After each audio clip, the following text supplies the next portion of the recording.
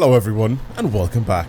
New video on the channel. For today's video, I'm going to take a look at the Nissan Stagia, which is basically just a Skyline wagon.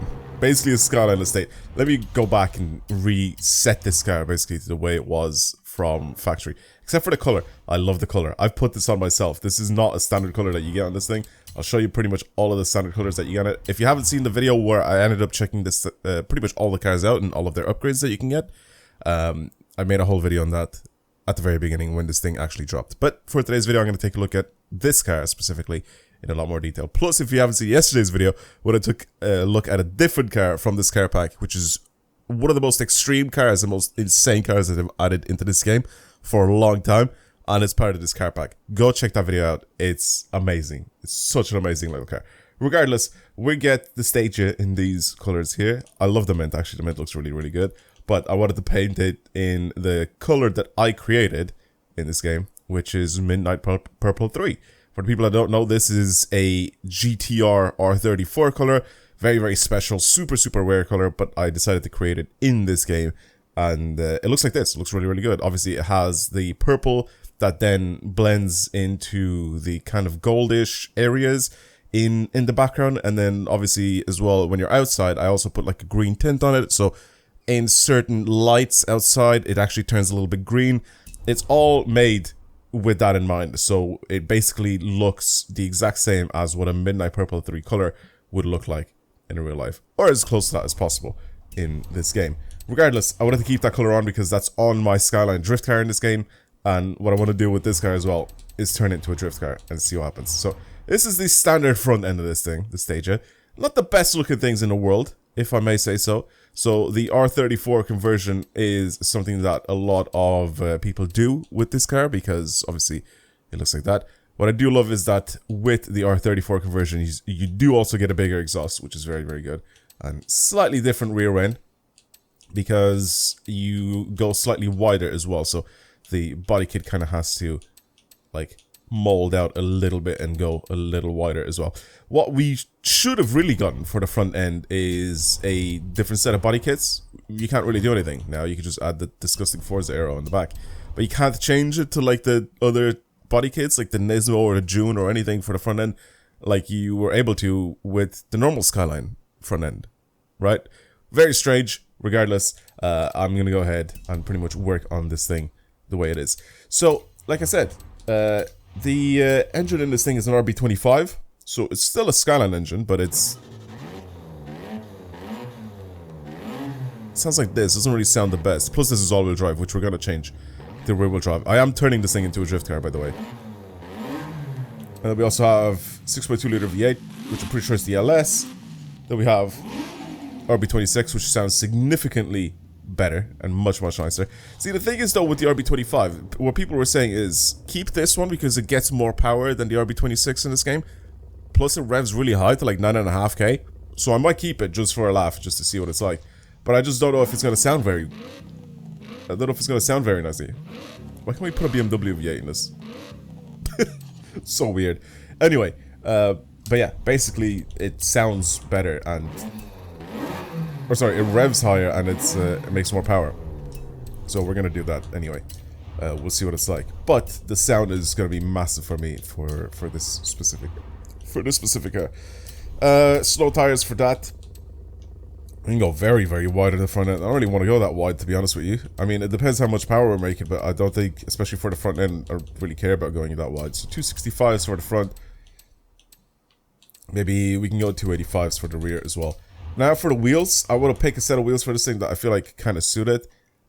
I mean, these are kind of standard wheels that we could pick for this thing. I really like the Concept 5, like Concept GT5s. They're just standard. I mean, we can put the rotors or something like that. There's a bunch of different types of wheels that are available for this thing that actually look good as a drift car. But I feel like if I want to turn this thing into kind of like a Skyline, you know, replica, I mean, stuff like this, the T37s and these are probably something that would work really, really well. I kind of want to put these on. Again, at the same time, this is a drift car, so giving it some slightly funky, crazy wheels is kind of up there for me. You know, I'd really do that. Okay, I'm picking these rotors. I went actually and I looked at my other Skyline and I wanted to see what sort of wheels I had on that thing, and I had some like crazy multi-spokes on it, and I was like, you know what, let's do something a little bit different for this one. So I want to go with these. I think these are the wheels that I had on before on my Skyline, but yeah, I'm gonna pick these. I don't know if I want to keep them in gold though, to be honest with you. I don't know if that's something that I want. Anyway, 6 speed is fine. Pretty much maxed out everything else. Race diff, whatever. It doesn't really matter because I'm gonna adjust it anyway. Actually, the diff I can probably just go right now and get the off-road diff because that thing will just get locked immediately. Better brakes, obviously. Suspension.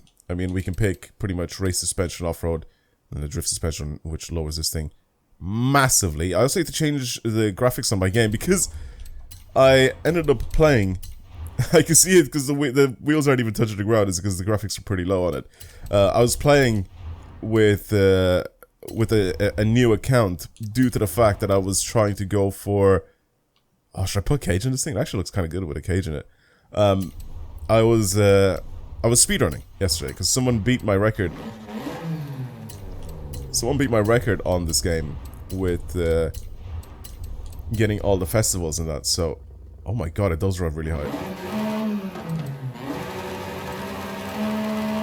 Oh my god, that's crazy. How much higher it revs. What does it sound like though? Much better.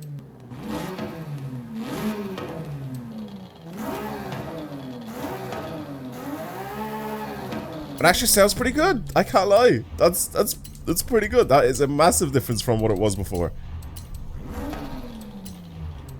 It's almost identical to the RB26, which is very good.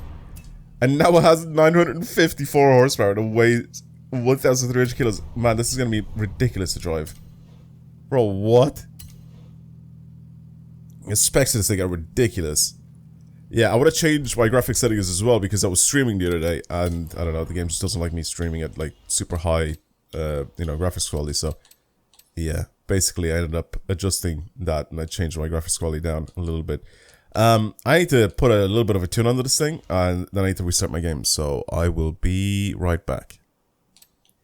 Alright, we back on. What's this thing gonna look like? Oh, it looks clean. It looks clean. Alright. Welcome back, G. You like to see it, you like to see it. Does it look like in the sunlight? Yeah, I don't know if I'm a big fan of the wheels though, to be honest with you. I mean, I do love them in this golden color, but I didn't put any tint on it either as well, so like you can see the cage in it.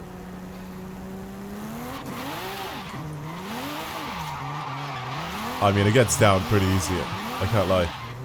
I wanted to turn this thing into a drift car anyway, but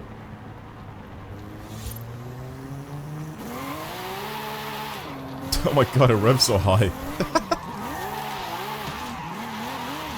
Yeah, people were right telling me to keep the standard engine into this thing.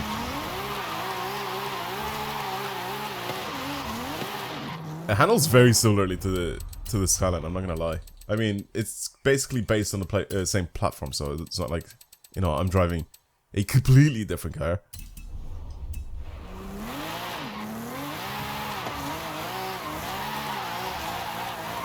Skyline, the RB26 in the Skyline still sounds better.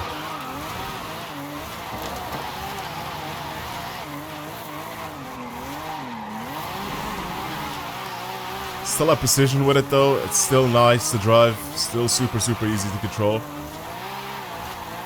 I mean, the cars in this game usually are, right? Especially if I'm playing on a controller. If I was playing on a wheel, then it would be a little bit different, but it's still though, the Skyline was one of the cars that I remembered when I was driving on a wheel.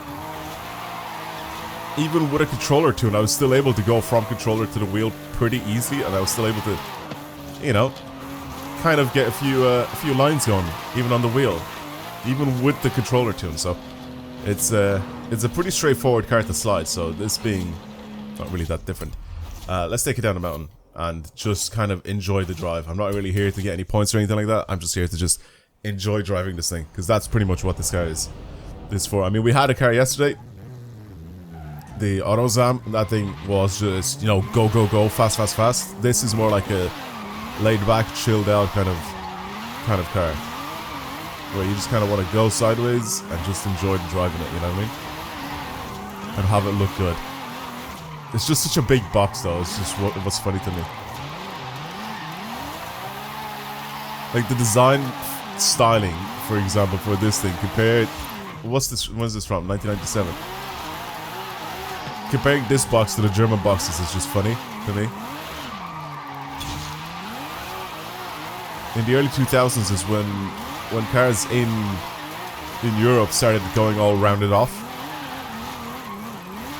Late 90s, early 2000s, the cars started getting more rounded, whereas in Japan they were still a bit square. That's why it's funny to me when I see stuff like this, or I see like the Chaser or a Subaru Legacy or something like that. Like they're still kind of a bit square, if that makes sense. I mean, they produce some ridiculous cars in Japan, but the styling and I'm guessing the quality used for the cars wasn't really that crazy or that high end. Whereas in Germany it was the complete opposite, right? They were just like slapping as much comfort and as much luxury into their cars as possible.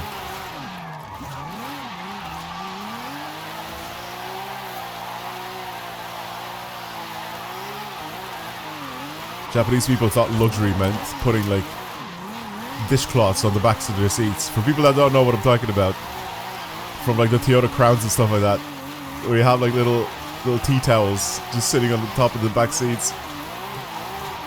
Oh my god.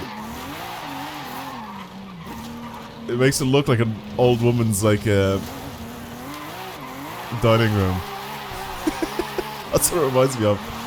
Every time I see that in those old Japanese cars, it's cool because it's what it was like back then, right? It's very, very cool. But the thing is, though, that's what it reminds me of. It just feels a little outdated and a little old school. I mean, it is outdated, but it just makes it feel like really old school. Much older than like early 2000s to like late 90s. It should be like what, more like the late 80s.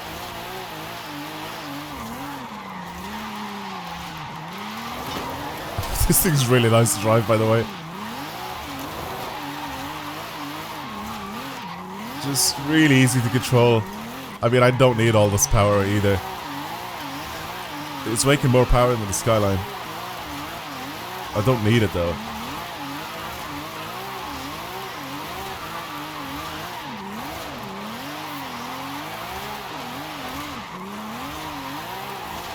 It's just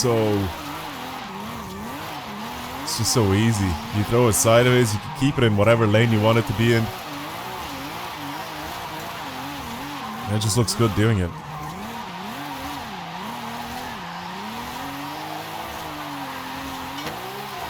There's like no chance I'll be spinning out in this thing either. That's what's good about it.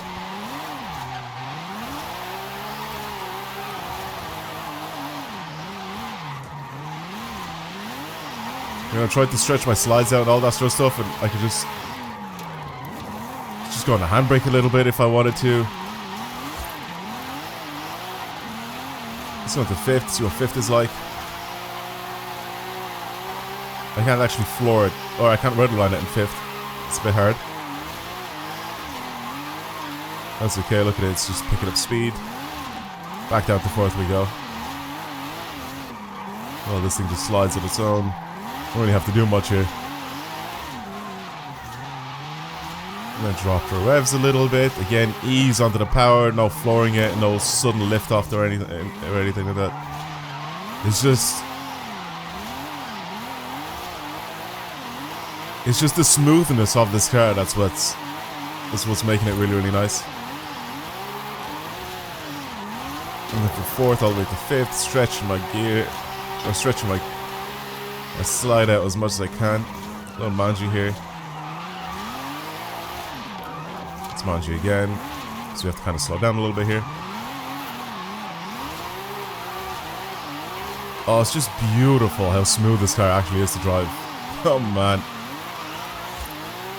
It's just like my Skyline. It feels the same to drive as my Skyline.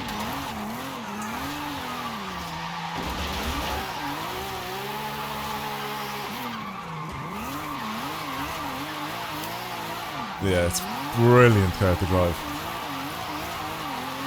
You know what? For the sake of the video, for the sake of everybody's wants and needs, because I know people are going to ask me in the comments of every single time I do a build like this, even if it's not finished or anything like that, I always get people asking me to share the code that I used.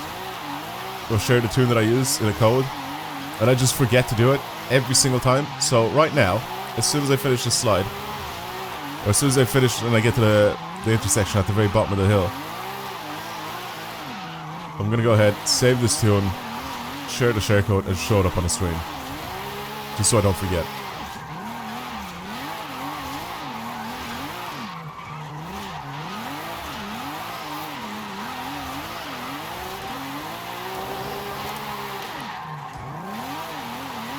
It's very nice to drive, man.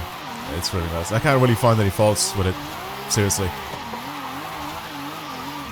It's so easy to control. It's easy to just kind of enjoy, you know?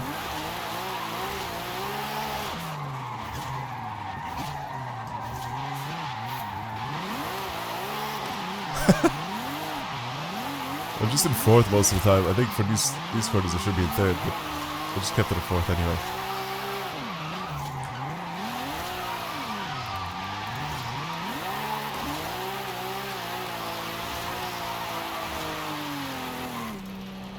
It was so easy.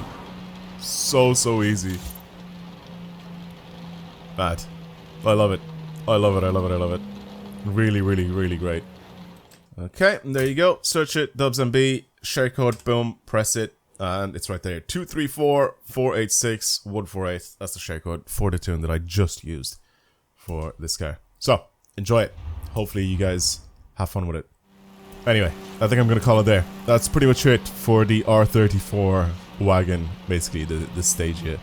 RS4, which is not really an RS4 anymore. It's just kind of like an RS2, but it's kind of like a GTR, but not really. It's a Skyline wagon, basically.